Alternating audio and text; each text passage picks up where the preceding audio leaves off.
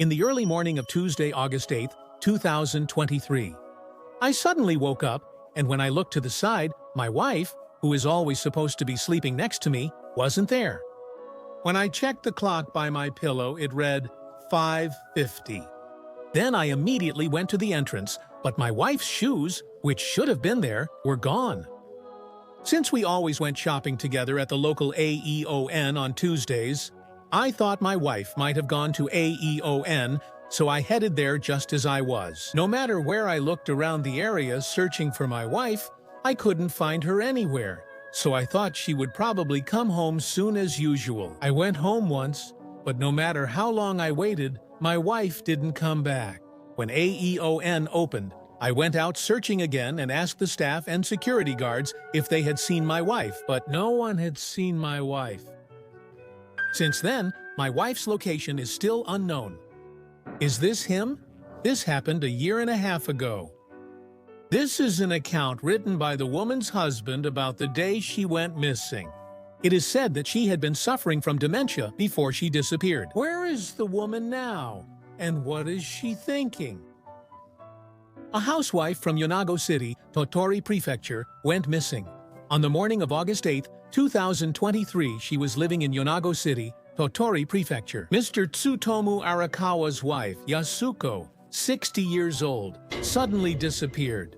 Yasuko was diagnosed with dementia about 3 years ago, and Tsutomu has been dedicating himself to her care. It happened just after he retired from his company at the end of July that year.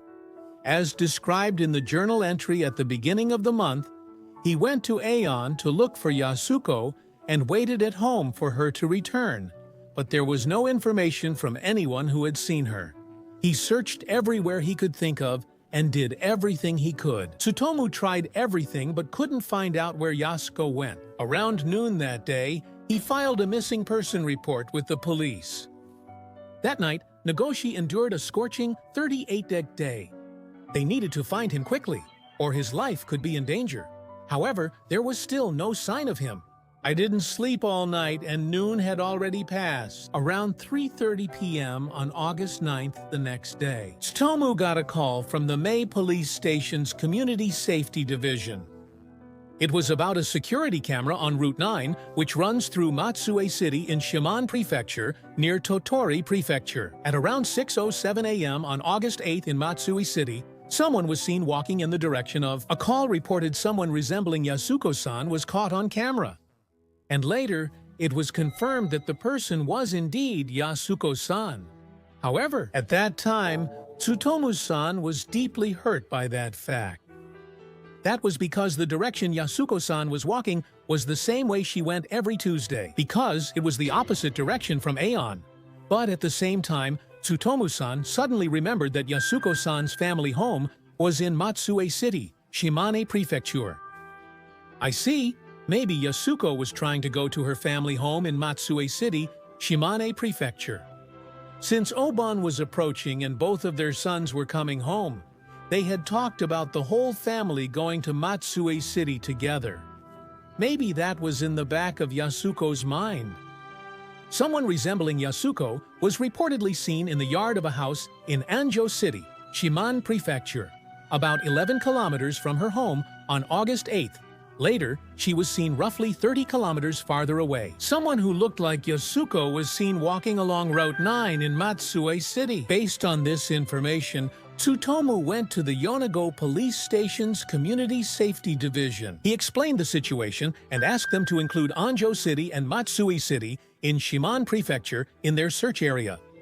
The officer in charge received this information. The police officer responded that they would contact the relevant parties directly and coordinate properly. Tsutomu hoped that Yasuko would be found and protected as soon as possible. However, after that, there was no contact from the police at all. Growing impatient, Tsutomu called the officer in charge at the Community Safety Division several times, but the response was always, "There have been no leads since then." They said they were conducting the search. Footage from security cameras and other sources suggested Yasuko was close to being found and protected, but no information followed. At night, I began to feel distrustful of the response from the Nago police station. Tsutomu went himself to the Yasugi police station of the Shimane Prefectural Police, and even to the Matsue police station to check whether they were properly conducting the search activities. However, the responses from the Yasugi police station and the Matsue police station were unbelievably disappointing, betraying Tsutomu's expectations in a bad way. The point of contact is the Yorunago police station. We have properly reported the situation to the staff at the Yorunago police station, so please check with the Yorunago police station, which is the point of contact. After that, Yasuko was never seen again. February 7, 2025. Up to now, there has been no further valuable information. Yasuko's whereabouts are still unknown.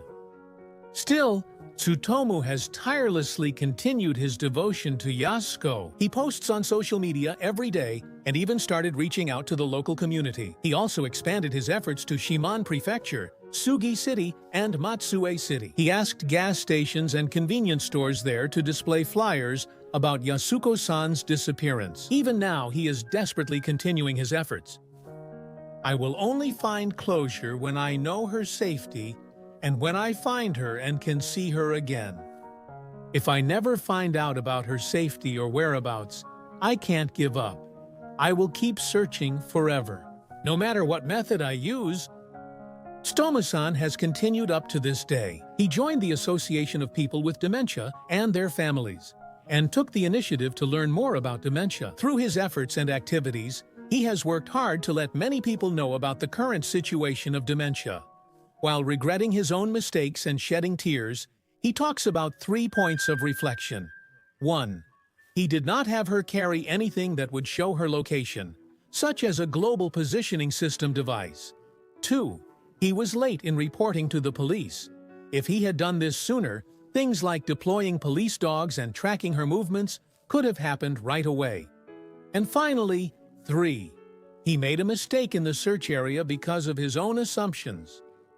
He hopes that everyone can learn from these points of reflection for the future. The other day, I had the opportunity to speak directly with Mr. Tsutomu himself. He taught me things that I couldn't have learned just from news articles, so I'd like to share them with all of you.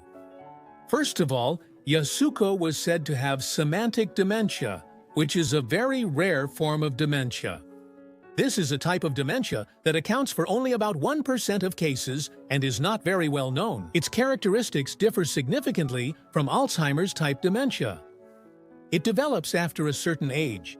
This is what's commonly known as Alzheimer's. In contrast, semantic dementia tends to develop at a younger age, typically before the age of 60. That's the case in most instances.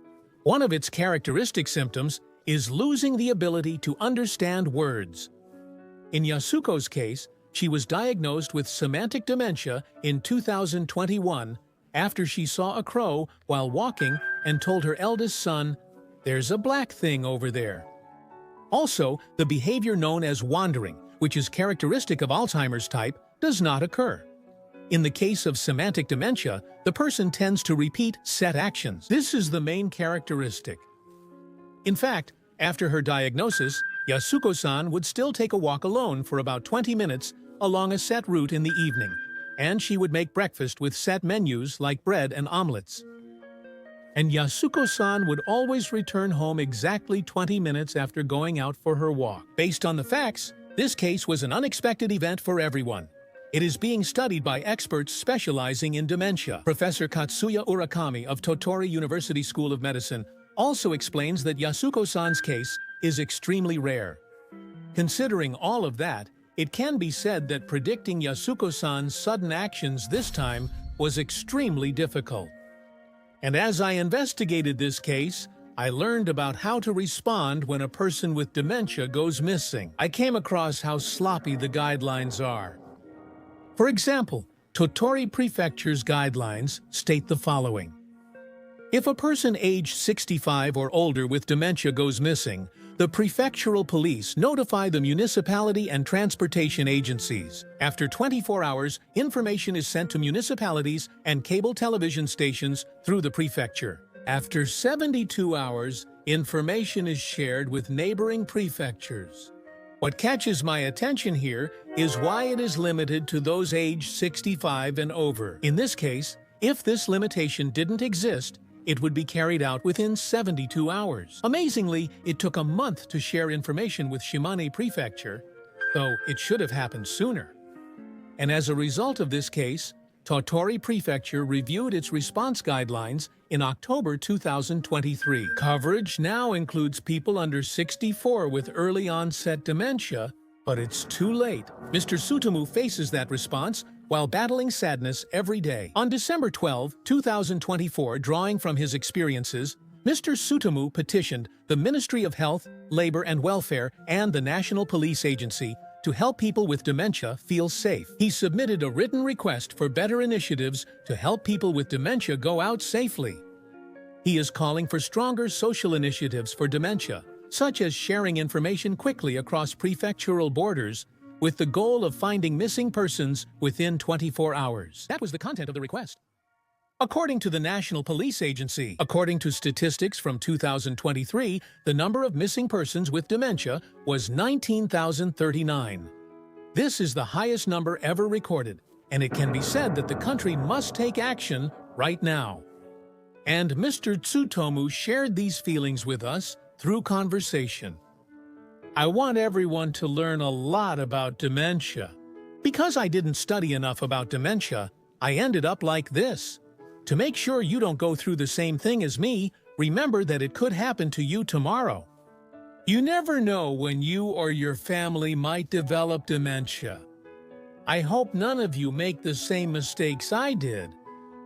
And finally, Tsutomu posts on social media every day, and this is how he explains his reason for doing so. Everyone quickly forgets about things from the past. I don't want everyone to forget about Yasuko Arakawa. I believe that Yasuko is alive somewhere and will definitely come home. I really don't want you to ever forget about Yasuko. I sincerely hope that Tsutomu's wish will come true and that Yasuko will be safely found.